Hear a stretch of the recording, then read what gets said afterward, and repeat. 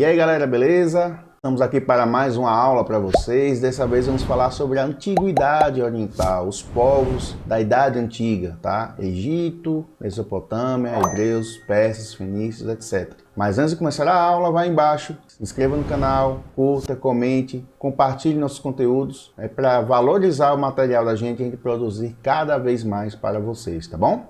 Vamos à aula? Então esse é o canal do professor Vinícius, produzindo conteúdos de história para o vestibular e Enem, e para que você possa aprender mais um pouquinho de nossa história também, tá bom, gente? Como eu falei há pouco, o tema de hoje é a Antiguidade Oriental. Vamos falar dos povos antigos, de toda essa região que vocês estão vendo aí no mapa. E vamos lá, vamos dar início. Primeiramente, vamos lembrar da divisão da história antiga, né? A história antiga é o primeiro período da história, tirando a pré-história, né?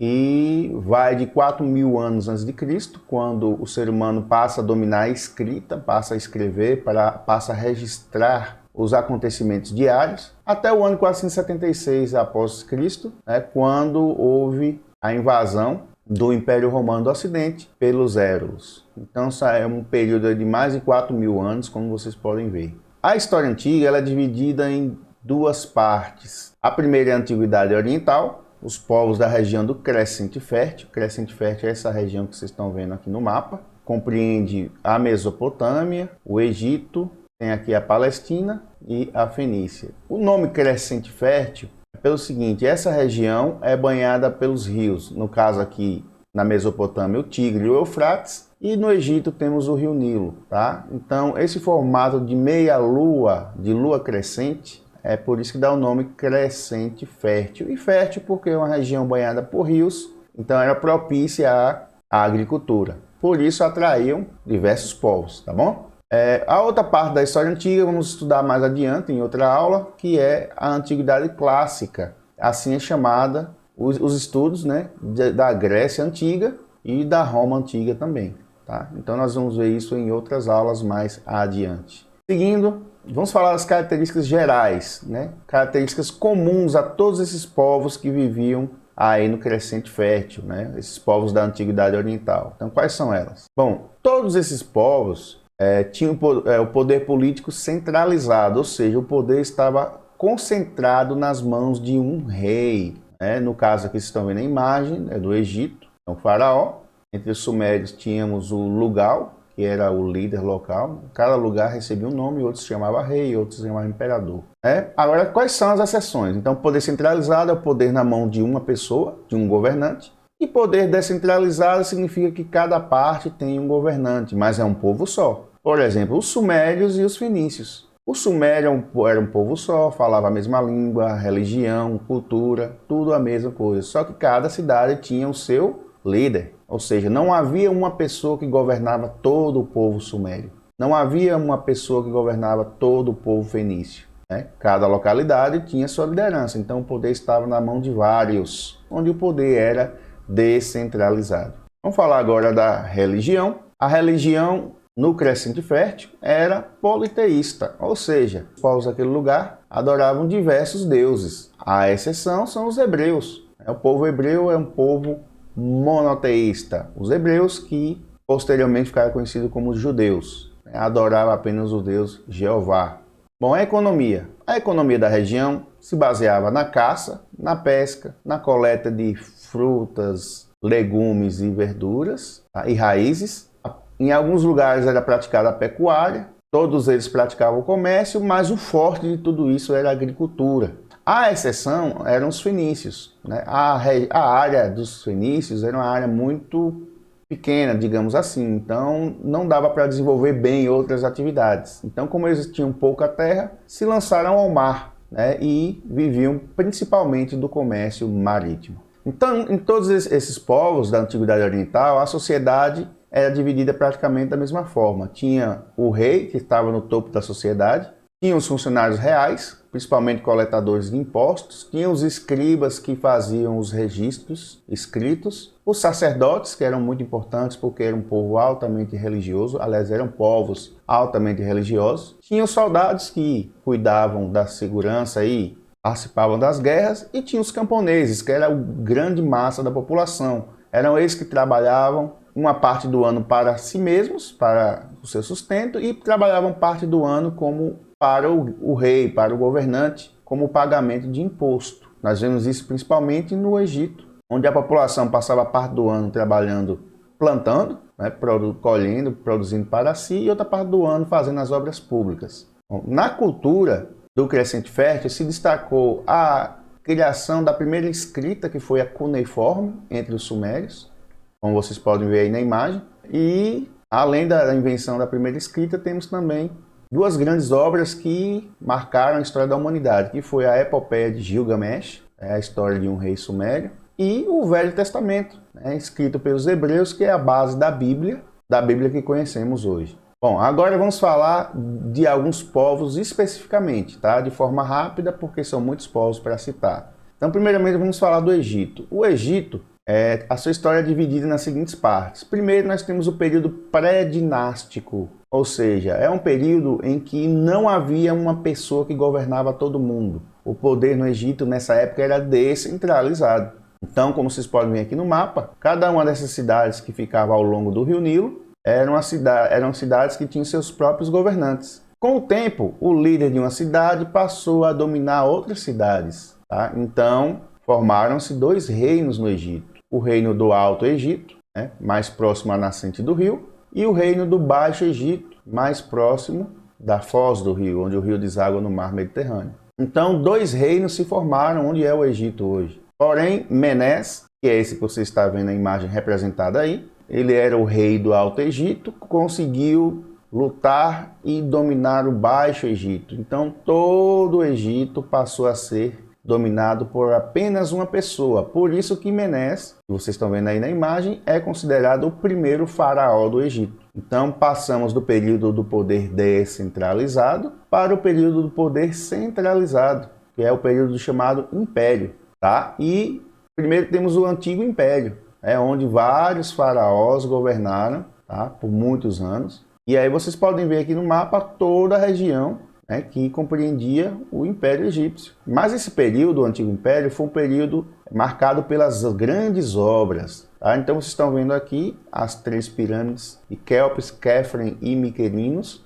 É uma grande obra que existe até hoje, obras monumentais. E como eu disse a vocês, os camponeses trabalhavam para si mesmos uma parte do ano e trabalhavam parte do ano para o governo, para os faraós, como pagamento de imposto. Mas, além das pirâmides, as obras mais importantes dos egípcios foram os canais. Por quê? Porque se vocês olharem aqui o mapa, essa área em verde aqui, que é as margens do rio Nilo, é uma área fértil. Mas as áreas mais distantes era apenas deserto. Então, para levar água mais longe, tanto para o consumo humano quanto para plantar, era necessário criar canais. Então veja aqui na imagem que os egípcios construíam canais no meio do deserto por quilômetros, para levar a água cada vez mais longe. Tá? Então essas obras, esses canais foram de extrema importância para a sobrevivência do povo egípcio, tá? Naquela região desértica. Temos o Médio Império, que foi um período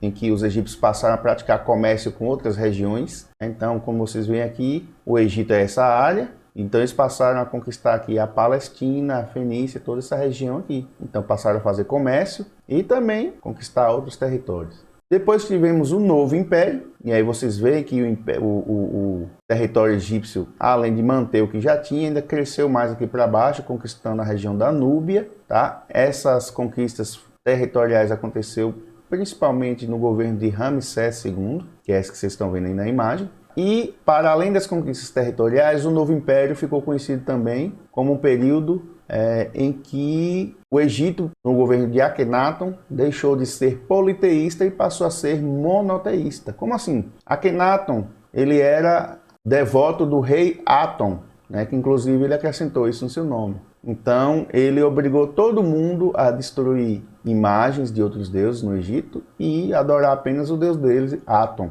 Só que isso não se manteve. Após a morte dele, voltaram-se as tradições originais, o povo egípcio voltou a adorar os seus deuses, seus variados deuses, tá? E voltou a ser politeísta. Então, isso é um fato que sempre cai nos vestibulares, Enem, que foi um pequeno período monoteísta, ou seja, de adoração a apenas um deus, que ocorreu na história do Egito Antigo.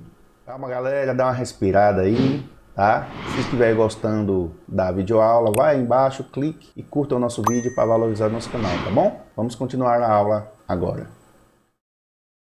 Vamos falar agora da Mesopotâmia. Bom, a Mesopotâmia, diferentemente lá da região do Egito, foi uma região que foi disputada por diversos povos. Lá no Egito, em alguns momentos, os núbios, né, os ixos invadiram o Egito, mas na maior parte do tempo os próprios egípcios dominaram sua região. Já a Mesopotâmia foi diferente. Então vocês vão ver que vários povos viveram na Mesopotâmia. O primeiro deles foi os sumérios, foi o que eu falei há pouco que inventou a escrita cuneiforme, a primeira forma de escrita conhecida. Então vocês veem aí que eles habitavam aqui a região da Mesopotâmia, onde os dois rios, o Tigres e o Eufrates, se encontravam. Como eu disse a vocês, o poder lá era descentralizado, cada cidade, Kish, Nippur, Lagash, Uruk, Ur e Eridu, cada uma tinha o seu próprio governante. Então o poder nunca foi centralizado na Suméria, né, entre os sumérios. Depois vieram os acádios. Os acádios vieram na cidade mais aqui ao norte, chamado Ácade, tá? E esse rei que vocês estão vendo aqui, Sargão, ele conquistou todas as cidades sumérias, tornou o poder na região centralizado.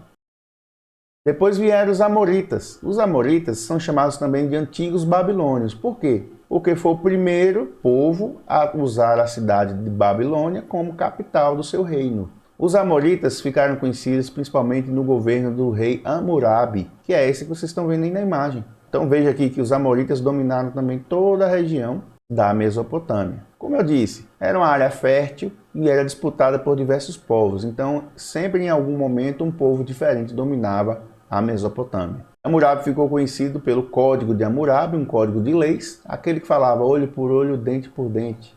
Se você matou alguém, você vai morrer. Se você roubou alguém, você vai ter seus bens tomados. Então, era mais ou menos assim que funcionava, tá bom? Vamos falar agora dos assírios. Os assírios, o povo mais guerreiro, mais, digamos assim, violento que existiu na Mesopotâmia, porque eles viviam basicamente da guerra mesmo, tá? Eles viviam de saquear outros povos. Então eles vieram dessa cidade aqui chamada Assur e dominou toda a Mesopotâmia, mas também, todo o crescente fértil, né? Porque, como eu disse a vocês, era um povo que vivia de guerra. Ao contrário de outros povos que o exército não era grande o tempo todo, porque as pessoas também eram camponeses, os assírios tinham um exército treinado, tipo um exército profissional, que estava a postos a todo momento ali para guerrear. Então o principal rei dos assírios foi Assurbanipal, que está demonstrado aí na imagem, guerreando, né, que já que era a arte deles.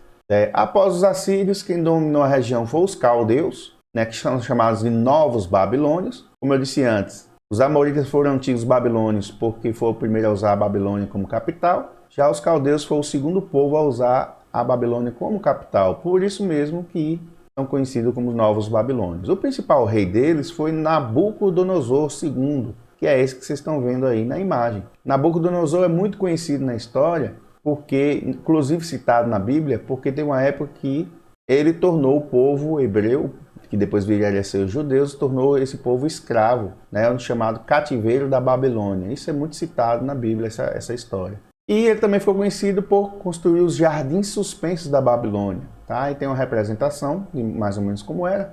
Isso era uma das 7 maravilhas da antiguidade, ou seja, uma das 7 obras admiradas da antiguidade. Não existe mais. Das 7 maravilhas da antiguidade, só existem hoje as pirâmides do Egito. Vamos falar agora dos hebreus. Os hebreus, muito conhecidos da maioria de vocês, porque foi o povo que escreveu os livros do Velho Testamento, então a história deles é muito bem documentada, né? Muito bem conhecida. Então a história dos hebreus se divide da seguinte forma. Primeiro nós temos o período dos patriarcas. Segundo a Bíblia e a tradição conta, Abraão saiu da cidade de Ur, lá na Suméria, e foi para uma nova terra prometida pelo Deus dele, Jeová, né, para ele e a sua descendência. Então Abraão, depois de seus filhos Isaac e Jacó, né, que Jacó posteriormente ficou conhecido como Israel, então eles foram chamados de patriarcas, ou seja, os pais do povo hebreu. Nessa época o povo hebreu ele era seminômade, ele vivia vagando em busca de terras apropriadas para o cultivo, para sobreviver. A maioria eram pastores também, viu? Criavam animais. Isso é bem citado na Bíblia. Porém, depois de se mudar para a Palestina, sair de Ur e se mudar para a Palestina, Abraão e seus filhos, a região passou por um período de longa seca, longa estiagem. Então, foi nesse período que o povo hebreu, no caso Abraão e sua descendência, rumou para o Egito, e lá terminou se tornando escravos. Depois temos o período dos juízes. Esse é o período em que o povo hebreu consegue fugir do Egito e faz o êxodo, ou seja, a fuga. Então eles vagam pelo deserto até retornar a Canaã, a terra prometida. Chegando lá, tiveram que lutar contra os povos que já ocupavam o território, como os cananeus e os filisteus. Conseguiram se assentar e foi formada as 12 tribos de Israel, ou seja, cada tribo era liderada por um filho de Jacó de Israel, os descendentes. Então por isso que é chamado as 12 tribos de Israel. Nesse período é conhecido por juízes porque juízes eram líderes religiosos. Não havia ainda uma pessoa que governava todo mundo. Cada tribo era governada por uma pessoa, mas todos eles obedeciam aos líderes religiosos. Os mais conhecidos foram Sansão, Gideão e Samuel. Como as lutas contra os outros povos da região eram constantes, era necessário para a sobrevivência do povo hebreu que eles se unissem. Então o juiz Samuel, ele nomeia uma pessoa para se tornar o rei do povo hebreu. E aí, vocês estão vendo aí a imagem das 12 tribos de Israel, depois que eles ocuparam a região. Então cada região dessa é uma tribo diferente, mas todos eles eram hebreus, os descendentes de Jacó. Só que aí eles tiveram que se unificar para poder enfrentar os inimigos, os vizinhos, os povos inimigos que atacavam sua terra o tempo inteiro. Então, passamos para o terceiro período da história dos hebreus, que é o período da monarquia, onde o poder se tornou centralizado. Samuel nomeou Saul como o primeiro rei e depois, vocês estão vendo aqui a imagem de todo o reino unificado. Então veja os povos vizinhos, filisteus, amalequitas, moabitas, amonitas, arameus. Então eles tinham que estar unidos para poder sobreviver à luta contra esses povos. Então depois de Saul veio Davi e depois Salomão, que foram os 3 reis do período da monarquia. Por fim, depois de Salomão, o reino de Israel dividiu-se em 2. Ficou o reino de Israel no norte, como vocês estão vendo aqui na imagem, e reino de Judá ao sul.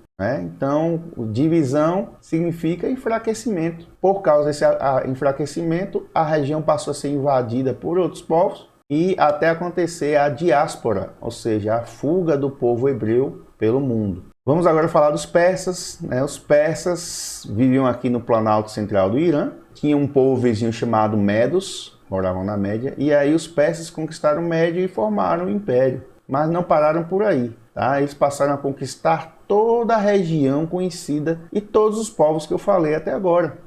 Graças a Cambises, Ciro e Dario, os 3 maiores reis dessa época, imperadores, toda essa região que vocês estão vendo aqui em amarelo foi conquistada pelos persas. Eles tinham uma característica interessante, foi o povo mais organizado administrativamente. Como a região conquistada era muito grande, então ela era cortada por estradas reais, estradas construídas pelos próprios persas, calçadas, para agilizar o contato entre as várias regiões. Essas regiões do império eram chamadas de satrápias. E as pessoas que governavam as satrápias eram chamadas de sátrapas. Eram os representantes do rei, do imperador. E outra coisa interessante que isso servia, essa organização servia para cobrar os impostos e administrar melhor o grande império. Além disso, foi criada uma moeda, o dárico, pelo rei Dario. Então era um povo extremamente organizado. Essa foi a principal característica deles. E por fim vamos falar dos fenícios. Os fenícios, como eu havia dito lá no começo, a área que eles ocupavam, gente, era uma área muito estreita. Do mar até o interior era no máximo 40 quilômetros. Então não tinha como eles se dedicarem muito à agricultura porque eles tinham pouca terra.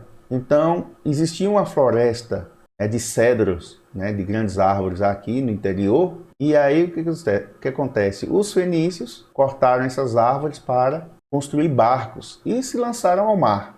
Então, como eu disse lá no início e repito aqui agora, a principal característica dos fenícios foi o comércio marítimo. Então eles passaram a dominar todo o comércio marítimo no mar Mediterrâneo. Então veja aqui Aqui é a Fenícia e toda essa área de rosa aqui é a área de influência dos fenícios. As cidades que vocês estão vendo aqui foram cidades fundadas por fenícios também. Então eles dominaram todo o comércio marítimo no mar Mediterrâneo. E além do comércio, o povo fenício também ficou conhecido por criarem o alfabeto consonantal, ou seja, com consoantes, com letras. As outras escritas dos outros povos da Antiguidade Oriental geralmente era com imagens, com símbolos. Já os fenícios eles criaram um alfabeto com letras, com consoantes, como a gente conhece. Mais tarde, os gregos adotaram o alfabeto fenício e acrescentaram as vogais. Então era um alfabeto interessante, porque não tinha vogais, só tinha consoantes. Por isso é chamado de consonantal.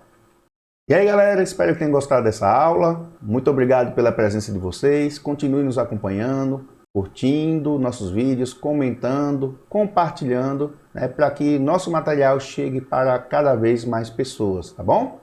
Até a próxima!